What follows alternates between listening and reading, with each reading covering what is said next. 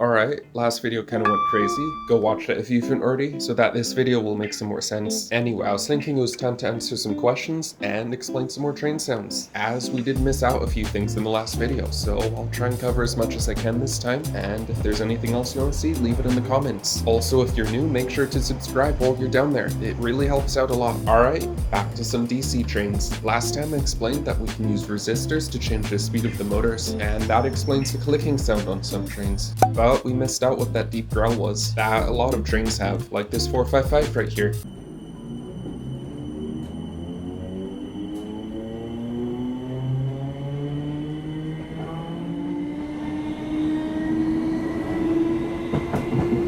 This sound we're hearing actually isn't motor electronics, but straight cut gears in the train. What are straight cut gears? It's kind of what it sounds like. The teeth of the gears are cut in a straight line, where the whole thing comes into contact at once. Here's an image I pulled off Google. That hopefully explains it, but anyway, the reason they make this sound is, as they rotate, air rushes into the gaps created right here, and that creates the low growling noise.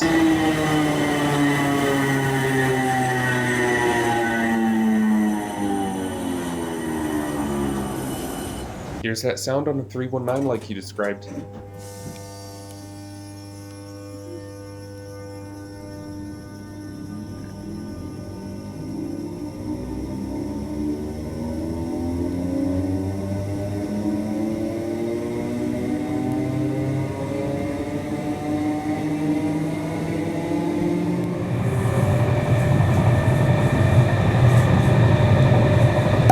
I'm guessing this is a wheel flat? Made a video on those, that's somewhere in the comments. But then we figured out helical cut gears. Helical? Helical? I don't know. Helical. Helical.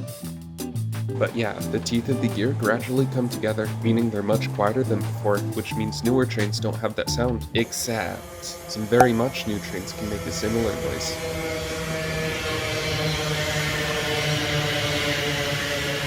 Surely the straight cut gears aren't back, right? This is actually a track sound. These are freshly grinded rails, and as trains run over them, they make this sound. That explains why we hear it on many different train types, and also why it goes away after a bit of time. So yeah, not from the train. Still cool though. Wait a minute, back to the 319. What's that hum at the start?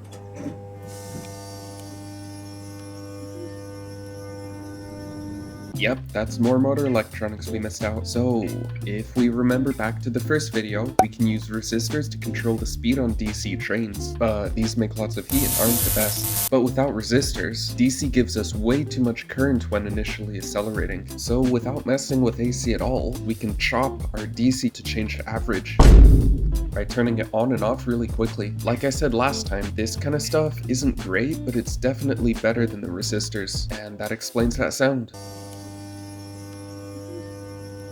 This is also back before IGBTs were a thing. We just have thyristors which can't switch as fast. Transistors don't appear until a bit later. Anyway, this gives us the low sound because we have a lower carrier frequency, at least before the gears drown it out. I couldn't find any examples in the UK, but some trains change the amount of chops and steps, like this Montreal Metro train, which I absolutely love and can't stop listening to now.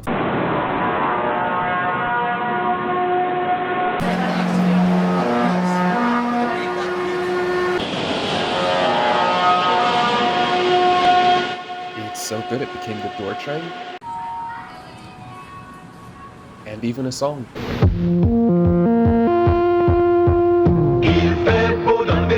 Okay, that's enough now, I'm getting distracted. So we've got chopped DC, which actually is the first sound you hear in the 1992 stock, and after the initial acceleration we can just feed the motor directly without chopping it.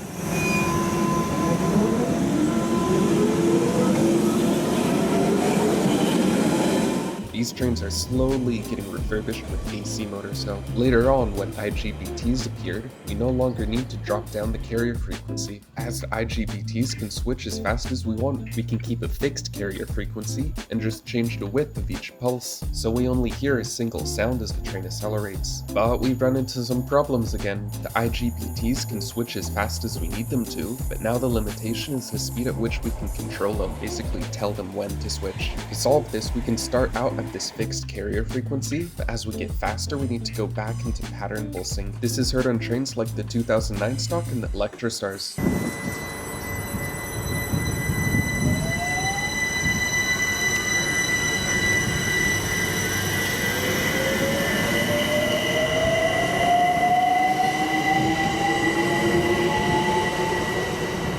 It's a bit more obvious on the 2009 stock.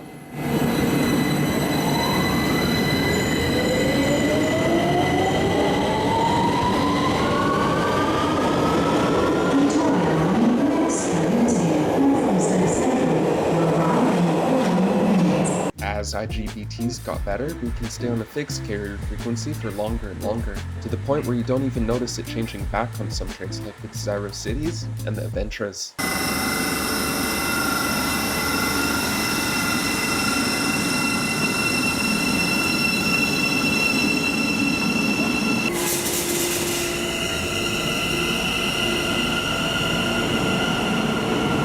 You can still hear it on the AOXs, however.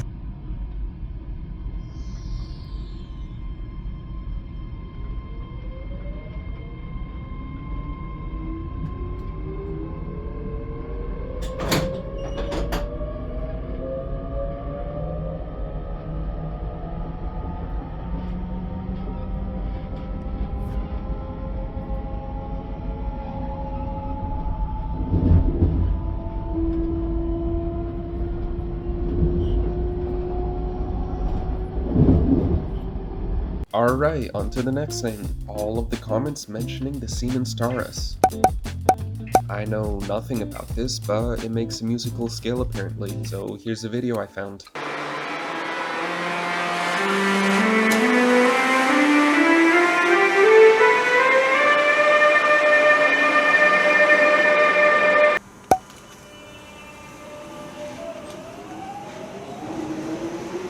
So yeah, I used a wrong diagram here. The input is single phase, as we only have one overhead wire. And trains with the DC supply just skip the rectifier. The rest of it's all correct though. We also cut short the explanation on why the wee trains do what they do. The frequency that we actually want might interfere with communications or signaling systems, so it gets spread out over a few different frequencies, and we quickly change between them so it's almost the same, giving us that sound, which as I could tell from last time, you either like it or you don't. Anyway, that's it for this video. See you next time.